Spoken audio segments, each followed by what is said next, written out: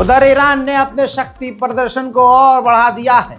Iran अपनी ताकत दिखा रहा है। ईरान ने अपने नए हथियार, नई मिसाइल, नए डिफेंस सिस्टम को दुनिया के सामने रख दिया है। ईरान पूरी तरह से जंग की तैयारी कर रहा है और इन तमाम चीजों में आपको बता दूं, एक बड़ी खबर आई। पूरी दुनिया की नजर ईरान के इस ड्रिल पर है और इस ड्रिल का नाम 19th ग्रेट प्रॉफिट एक्सरसाइज रखा गया है। हुजूर सल्लल्लाहु अलैहि वसल्लम के नाम पर ईरान ने मिलिट्री ड्रिल रखी है। और दोस्तों, इतना खतरनाक एक्शन दिखा रहा है ईरान की खबर यह है कि ईरान के अंदर भूकंप आया है। लेकिन वेस्ट एक्सपर्ट ये कह रहे हैं कि ईरान ने इसी मिलिट्री एक्सरसाइज के दौरान परमाणु का कुछ न कुछ हरकत करा है, यानी छोटा मोटा कुछ परमाणु से खेल खेला है, जिससे ये भूकंप आया है। अमेरिका और इजराइल फौरन भींच के खड़े हो गए कि आहा, अब पता नहीं है क्या होगा। इसीलिए अमेरिका और इजराइल बात तो कर रहे हैं अटैक करने की, लेकिन ऐसा कुछ कर नहीं रहे हैं। ईरान ने उधर अपनी तमाम हथियार, बल्कि ईरान ने एक ऐसी मिसाइल लॉन्च कर दी है जो किसी भी देश के बंकर ब्रस्टर्स, जिस मिसाइल से इजराइल ने ईरान के कमांडर समेत जो लेबनान में थे और ईरान के और हिजबुल्लाह के लीडर हसन नसरुल्लाह को मारा था, उस मिसाइल को रोकने वाली मिसाइल भी बना ली है। बंकर ब्रस्टर्स मिसाइल को भी हवा में ही मार गिरा सकता है ईरान। ऐसे नए नए हथियारों के साथ ईरान ने खतरनाक ड्रिल की है। एक ताज़ा झलक।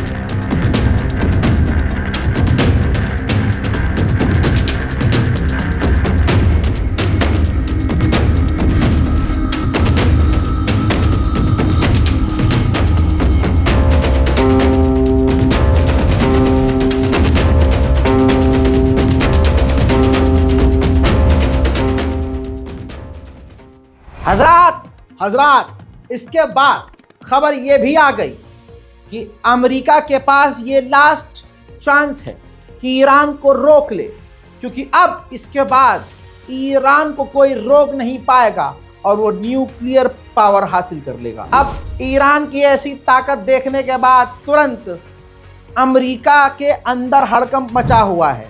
सैटेलाइट ट्रैफिक दिखा रहा हूं आपको। कतर अमेरिका का एक जहाज पहुंचा है हथियारों से लदा हुआ।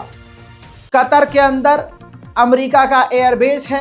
अमेरिका ने कहा जा रहा है कि ईरान के खिलाफ वहां हथियार भेज दिए हैं। उधर फ्रांस ने अपने फ्रांसीसी लोगों को अलर्ट जारी कर दिया है कि ईरान न जाना जब तक हमास और इजराइल की डील नहीं हो जाती, यानी कुछ होने वाला है। वहीं खबर यह है कि ईरान ने अपने तमाम फौजियों को, मिलिट्री एडवाइजर्स को, कमांडरों को सीरिया से वापस बुला लिया है। हजरात, पूरी दुनिया में इजराइल का ही प्रकोप है। कहीं सरकार गिराई और बनाई जाती है तो उसमें पीछे से अमेरिका और इजराइल का ही इंटरेस्ट होता है। जस्टिन ट्रूडो ने अचानक से रिजाइन दिया, तो उसके रिजाइन देने के बाद जो प्रधानमंत्री अब बनेगा, हजरात, वो वही शख्स है जिसने कुछ महीने पहले कहा था अगर इजराइल ने ईरान के न्यूक्लियर को ख़त्म कर दिया तो इजराइल की तरफ से पूरी दुनिया के लिए ये गिफ्ट होगा। जाहिर सी बात है अमेरिका इजराइल को ये इंसान बड़ा ही फिर पसंद ही आ गया होगा।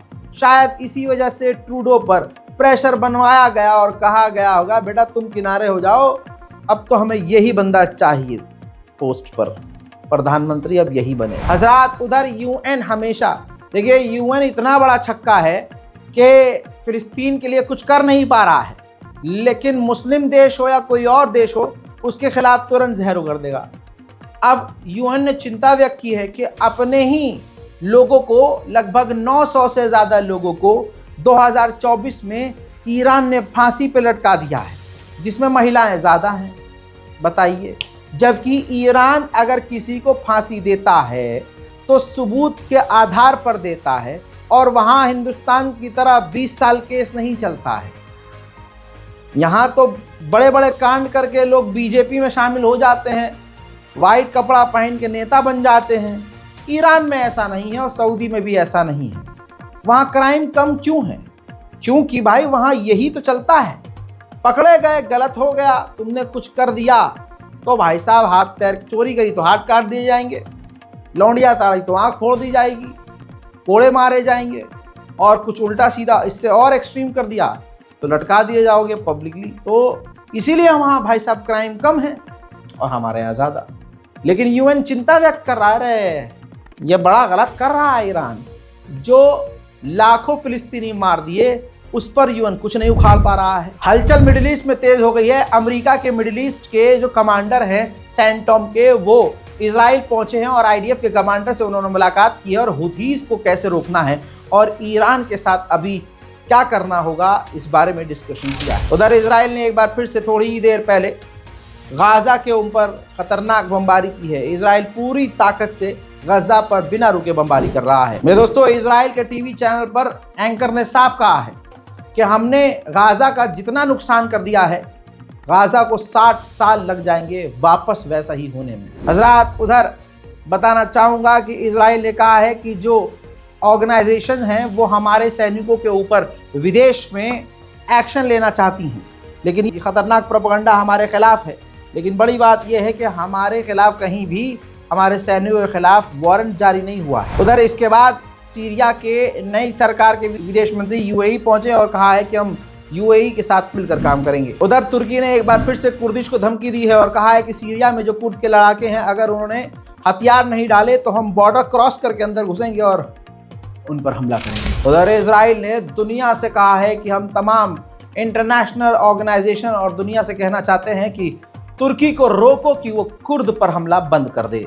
पहले तू फिलिस्तीन पर हमला बंद कर, दुनिया का प्रेशर तू नहीं लेता तो तुर्की क्यों लेगा। अब देखिए मेरे दोस्तों, मैंने ये बात पहले ही कही थी कि सीरिया के अंदर शांति आएगी नहीं। उधर मेरे दोस्तों, अब जो ड्रूस कम्युनिटी थी, माइनॉरिटी, उसने भी ऐलान करके, जो बशर अल असद के कल तक साथ थी, उसने भी ऐलान करके इस नई सरकार को ज्वाइन कर लिया है, कबूल कर लिया है। मेरे दोस्तों, इंडिया से बड़ी खबर, इंडियन ट्रेड यूनियंस, जो बिजनेस करने वाली यूनियन है और ऑर्गेनाइजेशन है, उन्होंने भारत सरकार से मांग की है कि आपने जो इजराइल के साथ लेबर डील की है उसको कैंसिल कर दीजिए, क्योंकि वो इंटरनेशनल लॉ का उल्लंघन है। कैसे?